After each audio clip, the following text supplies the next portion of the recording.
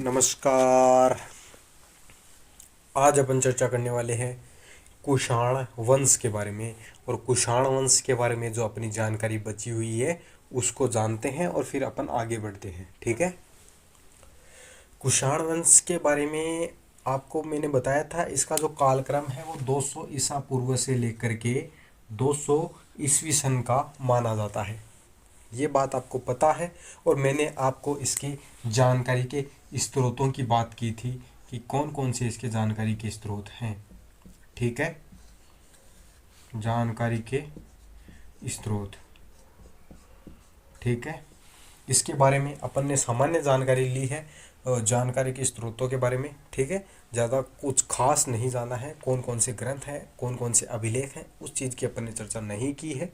ठीक है। इसके अलावा यदि अपन बात करें तो कुषाणों की उत्पत्ति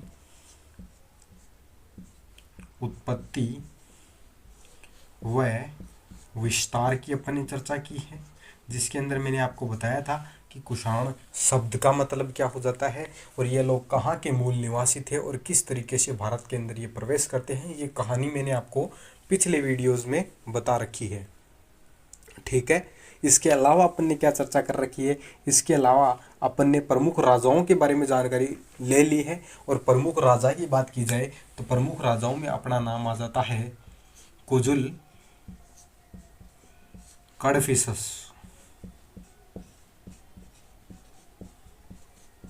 ठीक है, कुजुल कडफिसस, इस राजा के बारे में अपन ने चर्चा कर ली थी। ठीक है। इसके बाद में अपन ने एक राजा और बात की थी जिसका नाम था विम कडफिसस। विम कडफिसस। ठीक है। और उसके बाद में एक राजा और आया था अपना प्रमुख, जिसको अपन किस नाम से जानते हैं, जिसको अपन कनिष्क के नाम से जानते हैं, कनिष्क। ठीक है। शासनकाल की यदि बात की जाए तो कुजुल कडफिसस का शासनकाल आप लगा सकते हैं 15 एडी से लगा करके आप 65 एडी तक का इसका शासनकाल लगा सकते हैं। ठीक है, क्योंकि इनकी जो डेट है वो उनमें भी मतभेद हमें देखने को मिलता है, इसलिए आप 15 से 65 एडी मान सकते हैं इसकी। ठीक है। और उसके बाद में विम कडफिसस आ जाता है। तो विम कडफिसस के बारे में मेरे पास में ऐसी कोई खास जानकारी नहीं है, लेकिन आप फिर भी इसके बारे में जान सकते हैं कि कनिष्क जो अपना शासन करता है वो 78 एडी से लगा करके 101 एडी तक ये शासन करता है। ये जानकारी अपने को प्राप्त होती है। तो आप ये मान के चलिए कुजुल कडफिसस के बाद में लगभग 65 से लगा करके 75 तक 10 सालों तक विम कडफिसस का शासनकाल रहा है। ठीक है। तो ये चीज़ आप नोट कर सकते हैं, कुजुल कडफिसस, विम कडफिसस और कनिष्क की कहानी जो अपन ने चर्चा कर रखी है। ठीक है, पहले से इनके बारे में पिछले वीडियोस में बता रखा है। इनके अलावा कुछ अपन ने परवर्ती राजाओं की बात की थी जो कुषाण वंश के राजा थे, जिन्हें अपन परवर्ती कुषाण वंश के राजा के नाम से भी जानते हैं। तो उनकी भी अपन ने चर्चा कर ली है। और परवर्ती कुषाण वंशों के अंदर अपन ने चर्चा की थी वाशिष्क की, वाशिष्क, हुविष्क या फिर इसे ही हविष्क के नाम से भी जाना जाता है। तो आप समझ सकते हैं वाशिष्क, हविष्क, जिसके बाद में आता है कनिष्क द्वितीय, कनिष्क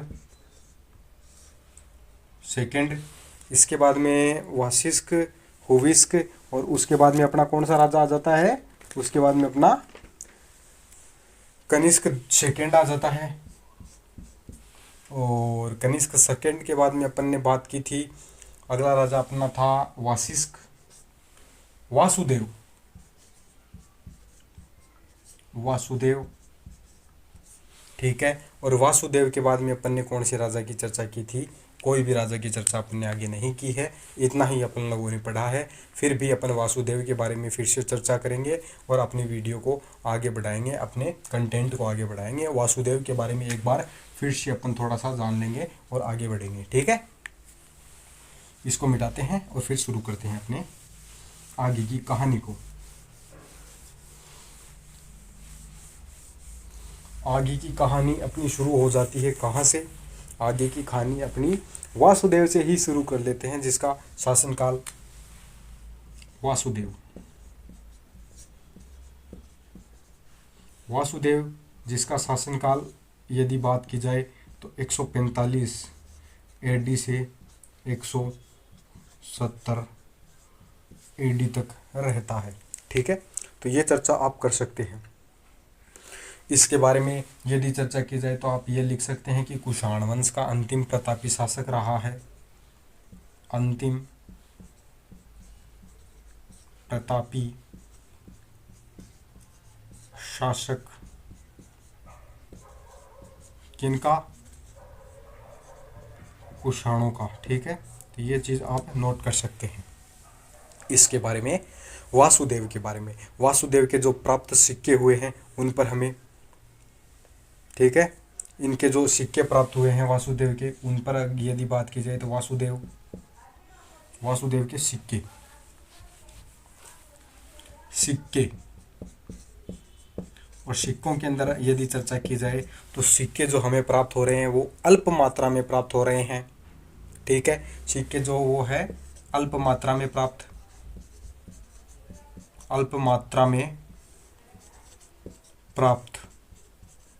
ठीक है, ये आप इम्पोर्टेंट बात लिख सकते हो। सिक्के जितने भी प्राप्त हुए हैं उन पर शिव और नंदी की आकृति मिलती है। शिव व नंदी की आकृति। ठीक है, ये चीज़ आप इम्पोर्टेंट है, नोट कर सकते हैं। शिव और नंदी की आकृति मिलने का मतलब ये हो गया कि वासुदेव जो राजा है अपना, ये शायद शैव धर्म का अनुयायी रहा होगा। ठीक है, विद्वान ऐसा ही अनुमान लगाते हैं। ठीक है, और जो सिक्के प्राप्त हुए हैं वो कहाँ से प्राप्त हुए हैं? तो सिक्के हमें कौन से क्षेत्रों से प्राप्त हो रहे हैं? पंजाब और उत्तर प्रदेश। ठीक है, इन दो क्षेत्रों से हमें सिक्के प्राप्त होते हैं और वो भी अल्प मात्रा में प्राप्त होते हैं। फिर बात करते हैं अपन इसके ही अभिलेखों की चर्चा।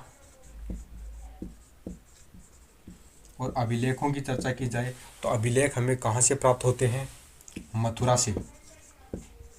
इम्पोर्टेंट जो स्थल हो जाता है वो हो जाता है अपना मथुरा, जहाँ से हमें अभिलेख प्राप्त होते हैं। इसके अलावा यदि चर्चा की जाए तो और मथुरा और समीपवर्ती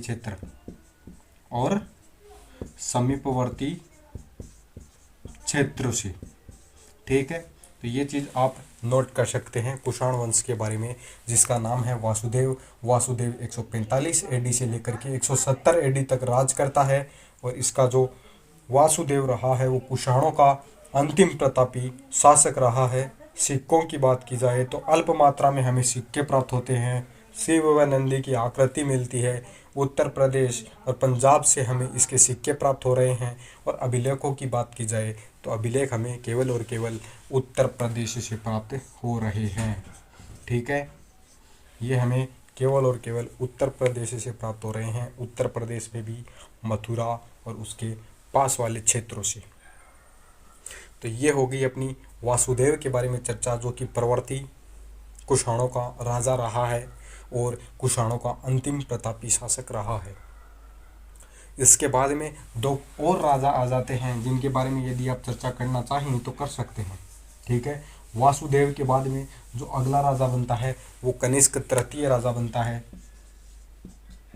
कनिष्क थर्ड। ठीक है, कनिष्क थर्ड के नाम से इसे जानते हैं, कनिष्क तृतीय के नाम से इसको पुकारा जाता है। ठीक है, तो इसकी यदि बात की जाए तो इसके सिक्के जो वो है वो हमें मथुरा से अनुपलब्ध, मथुरा से हमें सिक्के। ठीक है, सिक्कों की यदि चर्चा की जाए तो अपन ये कह सकते हैं मथुरा से हमें जो सिक्के मिले हैं वो बिल्कुल भी नहीं मिले हैं। ठीक है, इस स्थल से हमें एक भी सिक्का उपलब्ध नहीं है।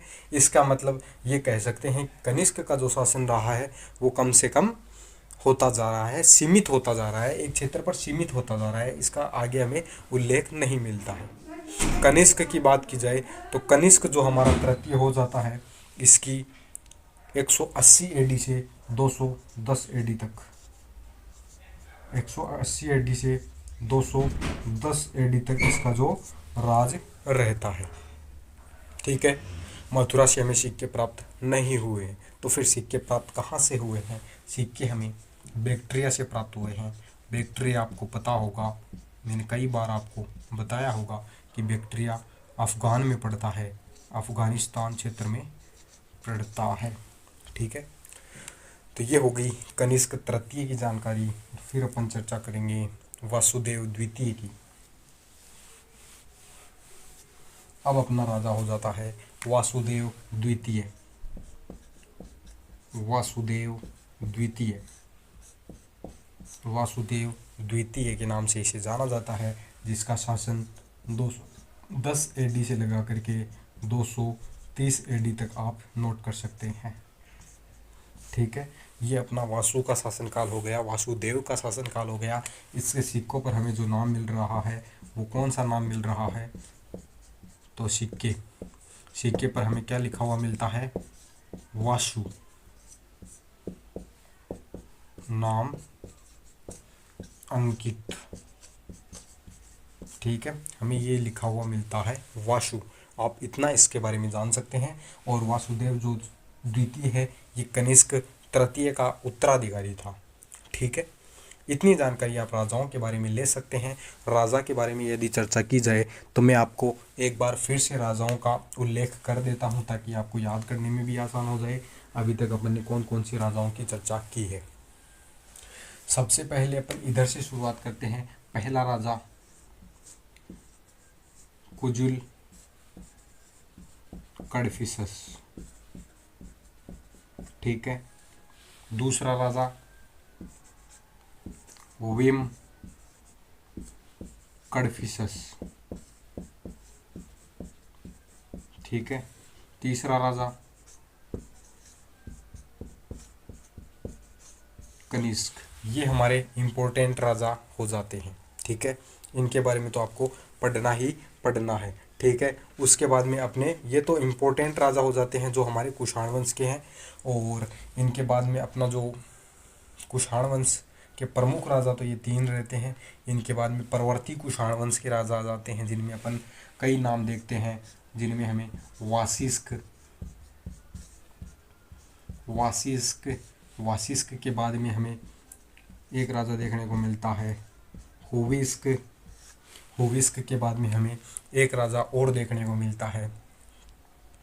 तो हुविस्क के बाद में अपने को राजा कौन सा देखने को मिलता है? तो हुविस्क के बाद में जो अपना राजा हो जाता है वो हो जाता है कनिष्क द्वितीय। कनिष्क सेकंड हो जाता है अपना, और कनिष्क सेकंड के बाद में अपना वासुदेव हो जाता है। ठीक है, वासुदेव हो जाता है। वासुदेव के बाद की चर्चा की जाए तो अपना कौन सा राजा होगा? तो वासुदेव के बाद में फिर से कनिष्क आएगा, जिसे अपन कनिष्क तृतीय के नाम से जानते हैं। ठीक है, कनिष्क तृतीय आ जाता है। और कनिष्क तृतीय के बाद में अंतिम जो हमारा राजा हो जाता है वो हो जाता है वासुदेव द्वितीय। वासुदेव द्वितीय। ठीक है, तो इतनी चीज़ें आपको जान लेना चाहिए जो अपन ने पढ़ी है। कुजुल कडफिसस के शासनकाल की यदि चर्चा की जाए तो अपना जो कुजुल कडफिसस का शासनकाल है वो कितना रहता है? तो वो अपना कहाँ से कहाँ तक रहता है कुजुल कडफिसस का? तो कुजुल कडफिसस का जो अपना राजा रहता है, जो अपना शासन रहता है वो रहता है 15 से 65 AD तक का। इसका जो शासनकाल है वो 15 से 65 तक रहता है। विम कडफिसस की बात करें तो इसका आप मान सकते हैं 66 से लगा करके 75 तक मान सकते हैं। ठीक है, और कनिष्क की बात करें तो इसका शासनकाल 78 से 101 तक रहता है। ये चीज़ आप याद रख सकते हैं। वासिष्क की बात की जाए तो 102 से 106 ईस्वी तक रहता है। लगभग 4 साल तक वासिष्क का शासनकाल हमारा रहता है। और वासिष्क के बाद में अपना आ जाता है हुविस्क। और हुविस्क का जो शासनकाल है वो कितना रहता है? तो हुविस्क का अपना शासनकाल हो जाता है लगभग 106 के बाद में। आप ये लगा कर चल सकते हैं कि हुविस्क का जो राजा रहता है वो 106 के बाद में 106 से 140 तक का 140 के बाद में कौन सा राजा हो जाता है, एक कनिष्क द्वितीय, जिसका 140 से 145 तक रहता है। 145 के बाद में 170 तक रहता है, 170 तक रहता है। फिर इसका अगला जो अपना कनिष्क द्वितीय आ जाता है, उसके यदि शासन की यदि बात की जाए तो अपना इस राजा का शायद जो अपन ने पढ़ा था, वो क्या पढ़ा था, कनिष्क तृतीय। कनिष्क तृतीय का जो शासनकाल रहता है वो 180 से 210 तक लगा सकते हैं आप, 180 से 210। और इसका जो शासनकाल रहता है 210 से 230 तक रहता है। ये चीज़ आप इम्पोर्टेंट है, याद कर सकते हैं। ठीक है, ये चीज़ हो जाती है अपनी कुषाण वंश के बारे में जो अपन ने जानी है। ठीक है, तो ये चीज़ आप 2-3 बार यदि इसको रिपीट करने की कोशिश करोगे तो शायद मेरे हिसाब से आपको ये आराम से याद हो जाएगी। आप एक बार याद कीजिए, उसके बाद में आधे घंटे का गैप दीजिए, और आधे घंटे का गैप देने के बाद में फिर से आप इनको एक बार बिना नोटबुक देखें, बिना याद किए फिर से आप इनको लिखने की कोशिश कीजिए। आपको 2-3 बार अगर आप पढ़ोगे तो आपको कुषाण वंश के सारे राजा याद हो जाएंगे, ज़्यादा हार्ड भी नहीं है। ठीक है, तो ये हो गई अपनी कुषाण वंश की चर्चा। और मैंने आपको जैसा बताया था कि अपन बहुत सारी चीज़ें, अभी कुषाण वंश के बारे में कुछ नहीं हुआ है ये मान के चलो। और जो एग्ज़ाम के अंदर क्वेश्चन पूछे जाते हैं वो एक अलग ही लेवल के क्वेश्चन पूछे जाते हैं, तो वो हमारे अभी बाकी रहते हैं। ठीक है, सबसे पहले बात करते हैं कुषाण वंश का पतन। ये इम्पोर्टेंट बात हो जाती है, हमसे एग्जामिनर यही पूछेगा, राजाओं के बारे में कुछ भी हमें नहीं पूछने वाला। ये पूछेगा कि कुषाण वंशों का पतन किस प्रकार से होता है, तो वो आपको बताना पड़ेगा। और कुषाणों के पतन के बारे में विद्वानों में मतभेद चलता है, और सभी विद्वान जो है वो अपने अनुसार अलग अलग कहानियाँ बताते हैं, अलग अलग मत देते हैं। लेकिन सभी मतों को यदि अपन मिला करके देखें तब जाकर के हमारे कुषाण वंश का पतन होता है। ठीक है, एक इतिहासकार है जिसे विंसेंट स्मिथ के नाम से जाना जाता है। एक व्यक्ति है विंसेंट स्मिथ। इस व्यक्ति के बारे में मैंने अभी तक तो पढ़ा नहीं है, लेकिन फिर भी ये व्यक्ति है कौन, कहाँ का रहने वाला है, इसकी बायोग्राफी अभी तक मैंने पढ़ी नहीं है। लेकिन ये व्यक्ति ज़रूर हमें कुषाण वंशों के पतन के बारे में बताता है। और ये व्यक्ति क्या बताता है, तो ये व्यक्ति बताता है कि ससेनियनों का आक्रमण, ससेनियन का आक्रमण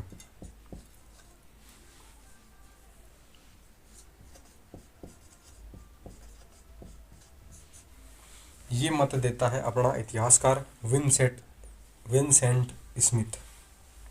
ठीक है, ससेनियन विदेशी जाति थी और ये लोग भारत में आक्रमण करते हैं, जिस वजह से कुषाणों का पतन होता है। इन लोगों के आक्रमण के कारण कुषाणों का पतन होता है, ऐसी बात हमारे विंसेंट स्मिथ के द्वारा कही गई है। एक व्यक्ति और आता है जिसे आप लोग जरूर जानते होंगे, राखलदास बनर्जी।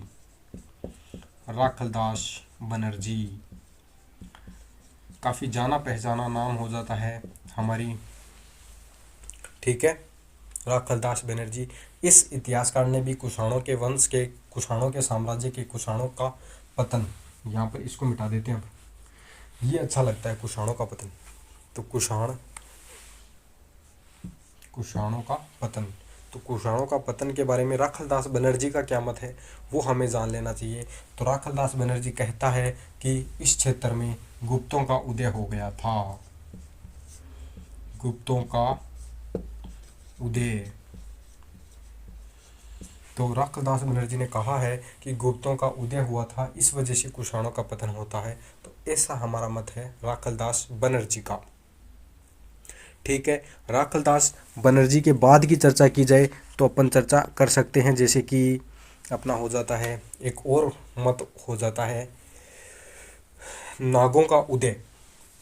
एक मत दिया है केपी जायसवाल ने, केपी जायसवाल।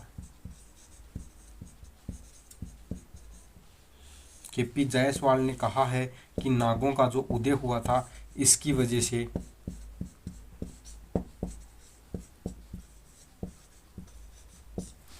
केपी जायसवाल कहता है कि नागों का जो उदय हुआ था इस वजह से कुषाणों का पतन होता है। तो ये हमारा केपी जायसवाल का मत है। तो इस चीज़ को भी आप याद रख सकते हैं। ससेनियनों का आक्रमण, गुप्तों का उदय और नागों का उदय, जो कि नियरेस्ट राज्य था इनके पश्चिम में, ठीक है। तो नागों का उदय हो रहा था कुषाणों के, ठीक है। इस वजह से भी कुषाणों का पतन होता है। एक और मत हमारा आ जाता है, उसकी चर्चा करते हैं। इससे पहले आप इनको नोट कर सकते हैं। अब अपन चर्चा करते हैं अगले मत की, और अपना जो अगला मत हो जाता है वो कौन से विद्वान के द्वारा दिया गया है, तो वो दिया गया है अल्तेकर महोदय।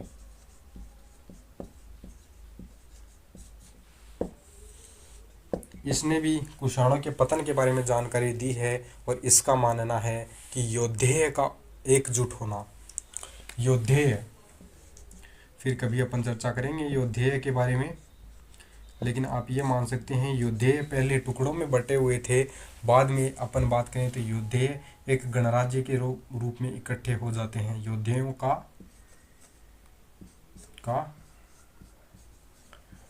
एकजुट होना,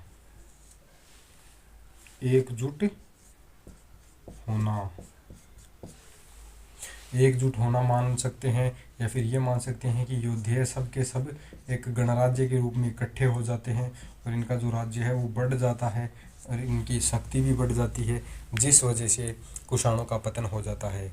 इनके द्वारा कुषाणों का पतन कर दिया जाता है, ऐसा विद्वान अल्तेकर महोदय द्वारा माना जाता है। एक और मत चलता है वाकाटक शक्ति का उदय। दक्कन में वाकाटक शक्ति का उदय हुआ था, ठीक है। तो एक मत अपना और चलता है कि वाकाटकों का उदय, और यह जो उदय हुआ था वो किसके नेतृत्व में हुआ था, प्रवरसेन के नेतृत्व में हुआ था, ऐसा माना जाता है, ठीक है। तो वाकाटकों का जो उदय हुआ था वो प्रवरसेन के नेतृत्व में हुआ, और यह भी हमारा मत है कि वाकाटकों का जो उदय हुआ दक्कन में, इस वजह से कुषाणों का पतन होता है। कुल मिलाकर यदि देखी जाए बात को, तो यही कह सकते हैं कि गुप्तों का उदय हुआ था, नागों का भी उदय हुआ था, वाकाटकों का भी उदय हुआ था। योद्धेय लोगों ने भी अपनी शक्ति को एकजुट कर लिया था, अपना गणराज्य बना लिया था, ठीक है। विदेशी जाति ससेनियनों ने भी भारत पर आक्रमण किया था। इन सबों को मिलाकर के अपन देखें तो ये कह सकते हैं कि कुषाणों का पतन इन्हीं में से किसी एक के कारण की वजह से रहा होगा, और अपन इन सब को एग्ज़ाम में लिख सकते हैं कि कुषाणों का पतन किस तरीके से, किन किन महोदय ने क्या क्या कहा है, ये अपन लिख सकते हैं, ठीक है। तो ये आप याद रख सकते हैं, ठीक है। अब अपन अगली चर्चा करते हैं। तो अपनी अगली चर्चा हो जाती है शासन व्यवस्था के बारे में। इनको आप नोट कर सकते हैं।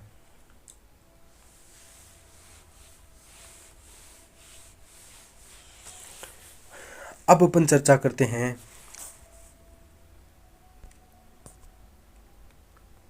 शासन व्यवस्था के बारे में, और अपनी कुषाणों के शासन व्यवस्था की चर्चा की जाए तो कुषाणों का शासन व्यवस्था, कुषाणों की शासन व्यवस्था,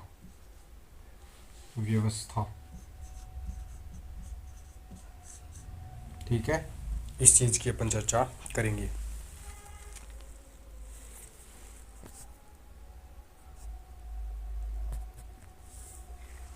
ठीक है। इसके अंदर अगर ये बात करें तो प्रमुख राजाओं ने उपाधियां उपलब्ध कर रखी थी। उपाधियों के अंदर यदि चर्चा करें तो उपाधियों के अंदर महाराज, महाराजाधिराज, महाराज, महाराजा धीराज, माहेश्वर, माहेश्वर, ये प्रमुख जो उपाधियां थी कुषाणों ने प्राप्त कर रखी थी। तो ये आप याद कर सकते हैं। इसके अलावा एक उपाधि और आ जाती है देवपुत्र। यहाँ पर देवपुत्र से हमें पता चलता है कि शायद इन लोगों ने राज्य का देवीय सिद्धांत इन्होंने मान रखा था और ये मानते थे कि राजा जो पुत्र होता है वो किसी देवता का पुत्र रहा होगा, ऐसा इनका मत रहा होगा। ठीक है, राजा के देवीय सिद्धांत की हमें यहाँ पर चर्चा देखने को मिलती है। ठीक है, हरिसेन, हरिसेन इस व्यक्ति की एक प्रयाग प्रशस्ति हमें देखने को मिलती है, प्रयाग प्रशस्ति, हरिसेन की प्रयाग प्रशस्ति कहा जाता है। तो इसी प्रयाग प्रशस्ति से हमें एक जानकारी मिलती है, और वो क्या जानकारी मिलती है, तो वो हमें मिलती है कि हरिसेन की जो प्रयाग प्रशस्ति है उसमें एक वर्ड लिखा हुआ, एक वाक्य लिखा हुआ मिलता है, जिसे अपन क्या लिखते हैं, शाही शाहानुशाही।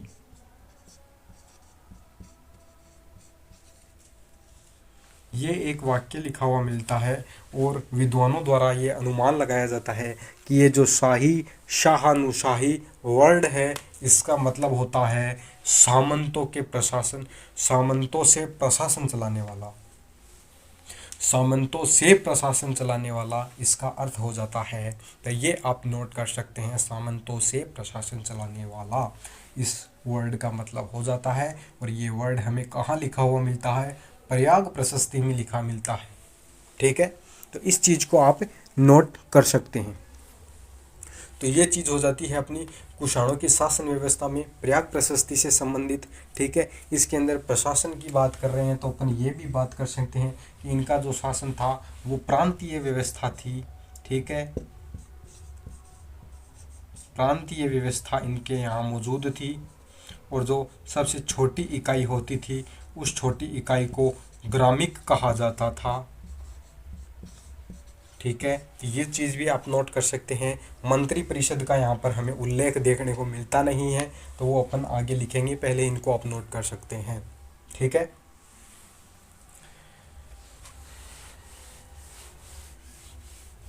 शासन व्यवस्था के अंदर और यदि अपन चर्चा करें तो अपन ये कह सकते हैं, क्या कह सकते हैं, यहाँ पर मंत्री परिषद, मंत्री परिषद अनुपलब्ध।